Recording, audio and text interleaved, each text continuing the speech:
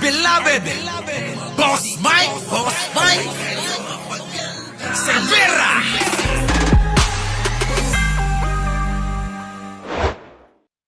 Melo, may proseso dyan eh. Hindi na kailangan baguhin yan. Kaya nga, sealed envelope, yung binubusisi ng Commission on Audit. Bakit? Hindi natin dapat ilagay sa panganib yung seguridad natin, yung mga ahente natin na nasa field. No? Yan lamang ang dahilan dyan. Kaya tinawag na confidential and intelligence funds. Pero ang tanong ngayon na anong ahensya ba ang dapat? Yun. Yun. Yun. Yun ang kailangan Doon sa mga linawin. civilian agencies kasi, di ba, Senador, tinatanong bakit daw sila nabibigyan yan? Yun nga. So, yun ang kailangan ma-resolve ba? Kaya nga, bakit sila nabibigyan? Hindi ba kayo nagtataka bakit nabibigyan? Para magkalinawan. At siyempre, yung public funds ito eh. Galing yan sa buwis na binabayad ng mga kababayan natin. Galing sa buwis na binabayad sa mga kababayan natin. Di ba? Nung unay wala naman yan. Dati-rati ang binabayaran natin ay kukunti lang. Lumaki ng lumaki nung nawala si Pangulong Ferdinand Marcos Sr. Pero wala naman silang nagagawang proyekto.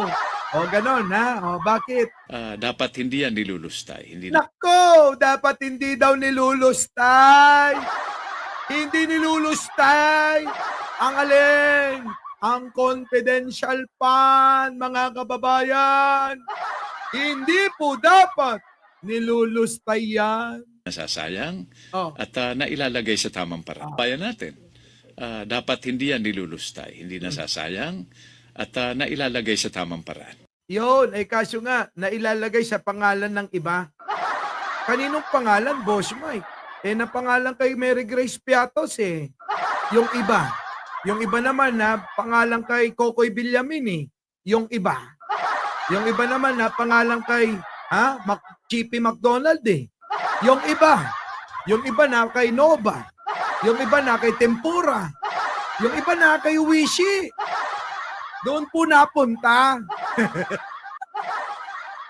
Tapos ayaw nyo na ma-impeach ang butihing vice presidente. Ika muna. Mukhang mali yata. Mukhang pagkaganyan, pumapanig tayo sa mga mali. Huwag po tayo pumanig sa mali. Hayaan na po natin gumulong ang proseso. Sa hinalal naman natin yan Kasama kahit sino kayo. Hinalal yun, yung alin? Yung ating mga kinatawan dyan sa Kongreso. Tulad namin, mga kababayan. Di ba? Dito. Saan? Saan ba? Sa Valenzuela. Sino kinatawan namin dyan? Si Eric Martinez. Yan ang kinatawan namin dyan. Sino pa? Yung dati, mga congressman, mga gatsyal yan. Kinatawan namin yan. Sino kinatawan nyo dyan? Lahat po yan, hinalal natin para maging representante natin sa Kongreso. So, ang boses nila ay boses natin. Tapos, ayaw nyo. Tapos, ayaw nyo. Kicks TV, sabi niya lang yun. Oo, nag-usap kami. Ayoko naman sabihin ng diretso, pero gusto ko talaga ma-impeach na yun Ay, nako. Siyempre, alam niyo naman mga politiko. Paano ngayon niya, mga kababayan, si Senator. Si Senator, dating Senador Hunasan na nagsabi niya, mga kababayan, Eto na. Good news, mga kababayan. Pass out! Ayon po sa pinakabagong ulat ng United Nations or UN na World Economic Situation and Prospects, inaasahang tataas pa ng 6.1% ang Gross Domestic Product or GDP ng Pilipinas ngayong taon at aabot ng 6.2% pagsapit po yan ng 2026. Tinukoy po yan ng UN Department of Economic and Social Affairs na ang Pilipinas ay isa sa strongest growth performer sa East Asia dahil sa malakas na domestic demand, public investments, investment policy reforms at paglago ng services sector. Sa riyon, magiging pangalawa ang Pilipinas sa pinakamabilis na lumalagong ekonomiya. Kasunod po yan ang Vietnam na may 6.5% at mas mataas kaysa Cambodia na 6%, Malaysia na may 4.6%, Thailand 3.1% at Singapore na may 2.6%.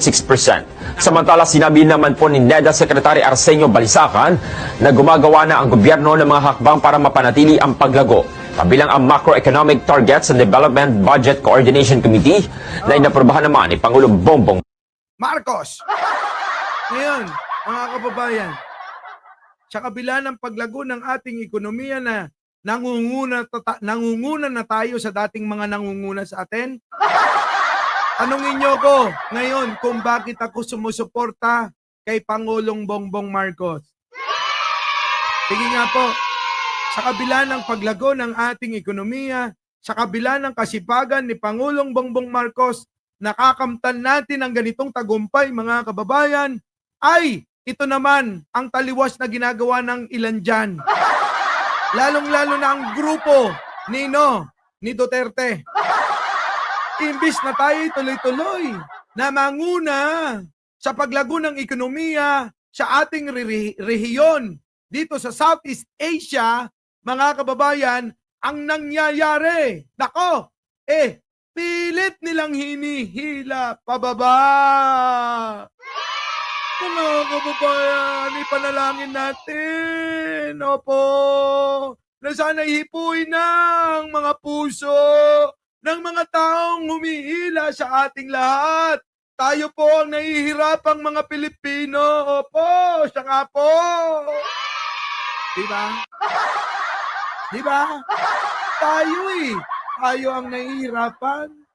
Hindi naman po sila. Bakit po? Sila po mga marami nang nakurakot. Tayong mga Pilipinong ordinaryo, mga kababayan. Tayo po tayo po yung nahihirapan.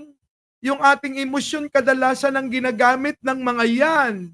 Na mga kababayan?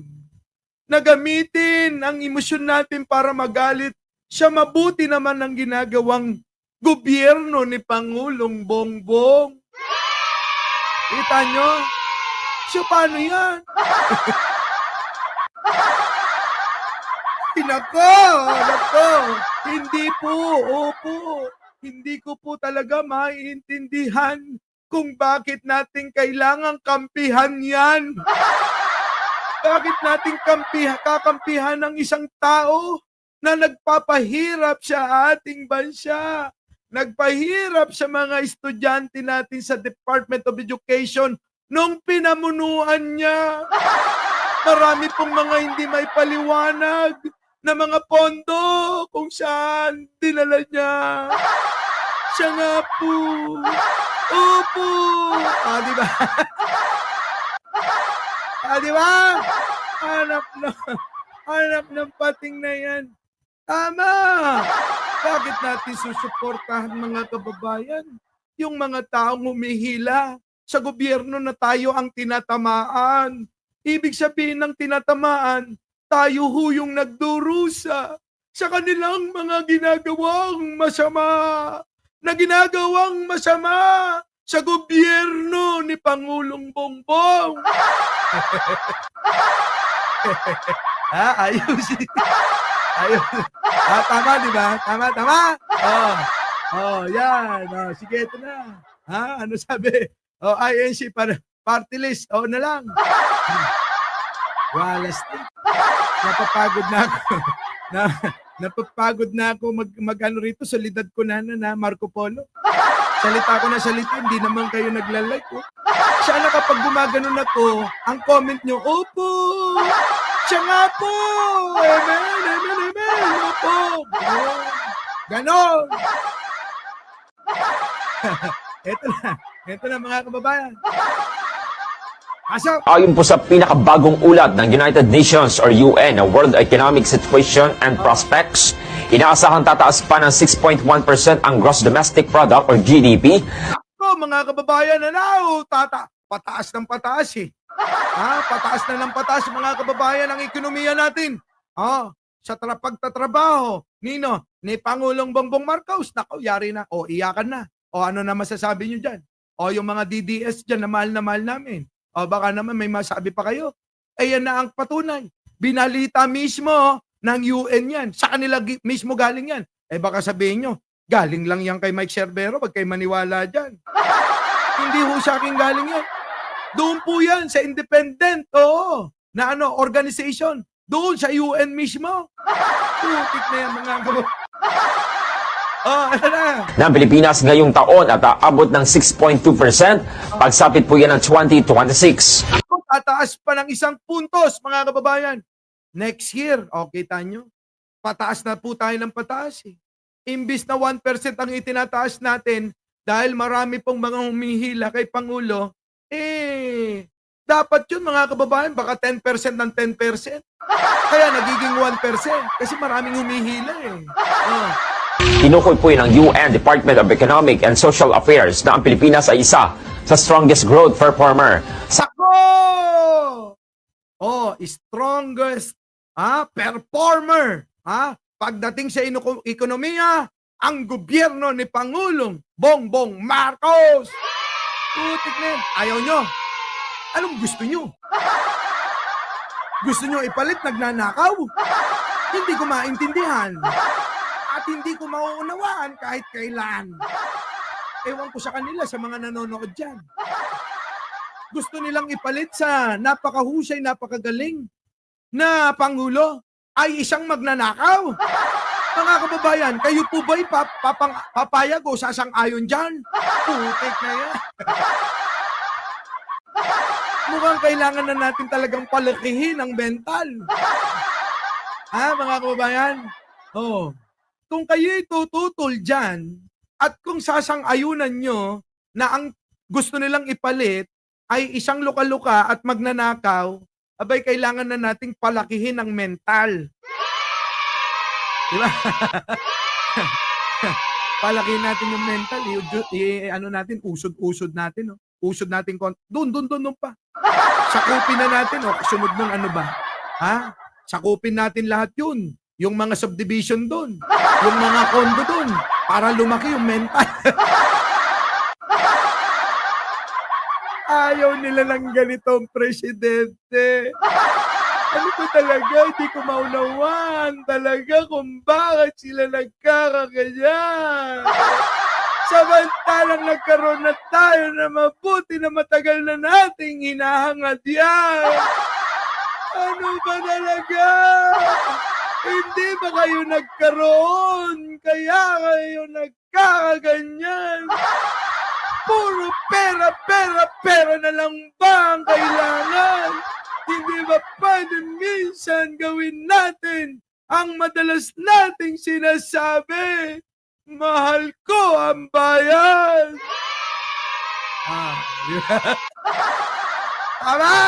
Tama! Ganun po eh. Di ba, mga kababayan? Iyan na sambulat na sa buong mundo, mga kababayan, ang pag-akyat natin sa ekonomiya. Tapos, mga kababayan, ayaw nyo pa. Alay! East Asia dahil sa malakas na domestic demand, public investments, investment policy reforms at paglago ng services sector. Sa riyon, magiging pangalawa ang Pilipinas sa pinakamabilis na lumalagong ekonomiya. Pangalawa tayo, mga kababayan. Kasama na si Mark Ramos dyan sa mga nag-like. Biruin niyo. Ito, mga kababayan, papaliwanag ko lang ng very, very quick lang. Pangalawa na tayo sa pinakamalago ang ekonomiya sa Southeast Asia. Kung wala ang Duterte, mga kababayan, baka higit pa tayo sa number 1. Nagets ninyo? Napaka-ising na lang, paliwanag yan. Baka hindi nyo pa maunawaan. Sa mga DDS naman natin, ipaliwanag natin ng paliwanag na pang grade 1. Mga DDS kong mahal na mahal, number 2 na tayo sa pinakamalakas na ekonomiya sa Southeast Asia. O ngayon, kung hindi kayo maninira, manghihila, mambabatikos, gagawa ng fake news na ginagawa nyo hanggang sa ngayong kasalukuyan, baka higit pa tayo sa number 1. Anong ibig sabihin nun, mga DDS kong mahal na mahal? Kung ang pinakamataas ay number 1, hihigatan pa natin yan. Ano pa ang gusto ninyo? O baka sabihin niyo, ulitin ko, galing kay Mark Ramos o sa akin to. Hindi po. Hindi po galing sa akin to. Galing po ito. Saan? Sa independent organization sa UN. Pasok! Sunod po yan ang Vietnam na may 6.5% at mas mataas kaysa Cambodia na 6%, Malaysia na may 4.6%, Thailand 3.1% at Singapore na may 2.6%. Samantala, sinabi naman po ni NEDA Secretary Arsenio Balisacan na gumagawa na ang gobyerno ng mga hakbang para mapanatili ang paglago. Kabilang Kita nyo? Kailangan mapanatili ang paglago.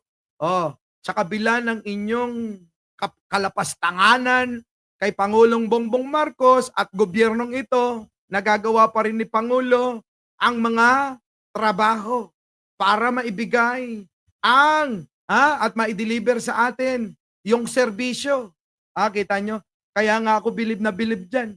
Kahit anong sabihin ninyo, kahit anong pambabastos ninyo, kahit anong ginagawa nyo sa aming butihing Pangulong sinusuportahan, opo.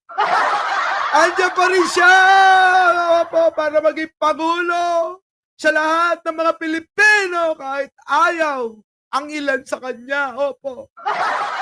Siya nga po. Opo, opo, Mr. President, nandito po kami. Opo, nasa likod mo, opo. Ituloy-tuloy mo yung iyong mabuting hangarin sa ating bansa. Opo!